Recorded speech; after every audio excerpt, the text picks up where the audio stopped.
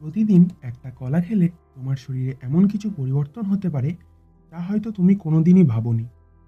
কেউ বলে কলা খেলে মোটা হয়ে যায়, আবার কেউ বলে এটা শরীরের জন্য সুপার ফুড। কিন্তু আসল সত্যিটা কি? আজকের ভিডিওতে জানবে প্রতিদিন কলা খেলে শরীরে ঠিক কী কী পরিবর্তন হয়। কলা এমন একটা ফল যেটা প্রায় সারা বছরই পাওয়া যায়, আর দামও কম। কিন্তু এই সাধারণ ফলটার ভিতরে লুকিয়ে আছে অসাধারণ কিছু হেলথ বেনিফিট। প্রথমত, কলাতে থাকে প্রচুর পটাশিয়াম, যা আমাদের হার্ট ভালো রাখতে সাহায্য করে আর ব্লাড প্রেশার কন্ট্রোল করতে সাহায্য করে। দ্বিতীয়ত, কলা শরীরে ইনস্ট্যান্ট এনার্জি দেয়, তাই জিম করার আগে বা সকালে অনেকেই কলা খায়। তৃতীয়ত, যাদের প্রায়ই দুর্বল লাগে বা মাথা ঘোরে তাদের জন্য কলা খুব উপকারী হতে পারে।